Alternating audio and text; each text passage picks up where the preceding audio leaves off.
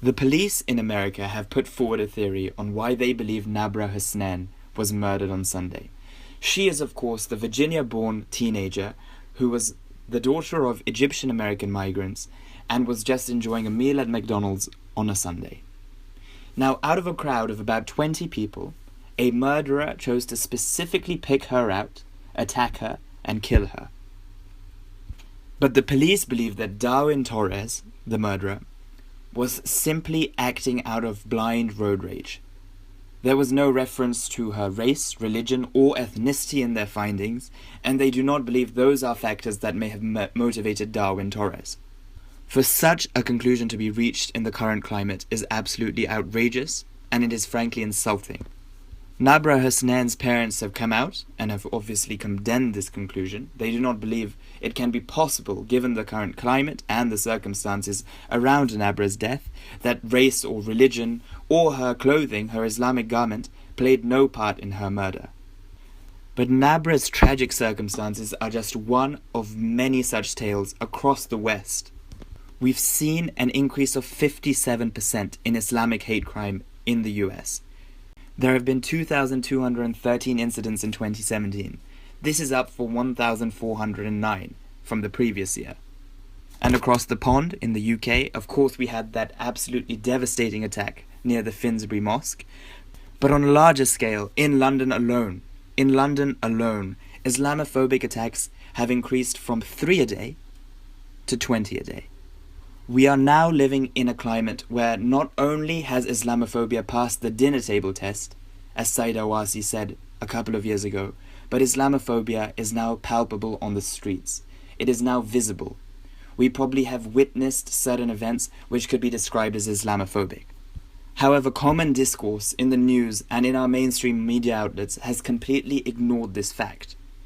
The way a news story is treated when Muslims are attacked, or there is an attack based on Islamophobia, compared to terrorist attacks which involve Muslims but have no concrete evidence of a wider concerted ideological framework of an organization backing that lone wolf attacker, there is a blanket statement given out, and the way the reporting is carried out is completely different.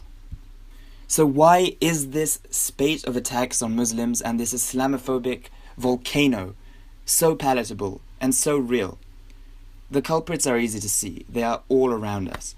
Whether it is media commentators who are provided platform after platform, Katie Hopkins describing refugees as cockroaches and saying that she would personally blow them out of the water.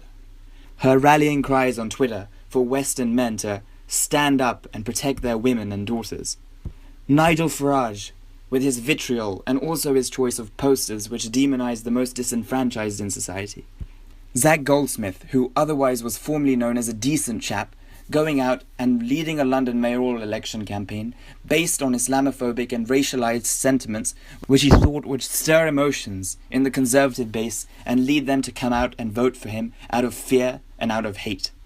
The Daily Mail, the Daily Express, many of our mainstream media personalities using Islamophobic, racialized sentiments, and we are just subscribing to those views as a common part and a normal part of discourse. That is how we have ended up in this situation. And I have not forgotten the leaders of countries in the West, whether it be Theresa May or Donald Trump. Both have played a significant role in normalizing Islamophobia to such an extent where when these attacks occur, it is no longer surprising. Theresa May's diabolical stint as Home Office Minister led to her leading a strategy called Prevent, which essentially put too much emphasis on the Muslim community. And has it done the job of preventing terror attacks? I don't think so. In her recent campaign, the lead of her campaign, Linton Crosby, said Conservatives should stop pandering to Muslims and start focusing on their base. What does that sentiment mean? It means that the base of the Conservative Party, of the right-wing movement, cannot possibly include Muslims. And that is because Muslims have been used as fodder, they have been used as utensils, and they have been used as currency in whipping up sentiment, whipping up hatred, all for political currency. And now we are reaping the rewards of such a malevolent discourse that has been normalized and is too common to hear on the streets, on our radio stations, on our TV sets. There are also stark differences in the way in which Muslims and non-Muslims are treated in the press. Let us take the example of the Finsbury Mosque attacker. In the Telegraph, the day after the attack, he is described as a lone wolf attacker, and there is reference to a mental illness.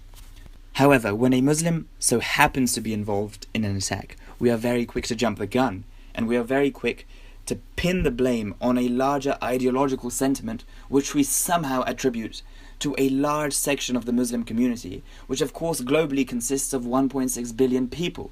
So there is blame to be shared around after this increase in Islamophobia and attacks on Muslims, and that blame casts a wide net. Whether it's our press, whether it's our politicians, there is no freedom of religion in the way there has been previously for Muslims anymore. The irony of this is outstanding. The freedom of religion we arrogantly brandish in the face of our enemies is dying. The freedom to worship what you want, when you want, how you want. We are depriving that from Muslims who are now fearful of praying and observing their faith in the way they want to because of the culture that we have fostered and we have created. There was no stumbling into this situation. Politicians have created this by design. Politicians knew what their words would mean. The Islamophobic, racist, xenophobic rhetoric used in the Brexit campaign and in this recent general election all had a destination, and we are now reaping the rewards of where that is.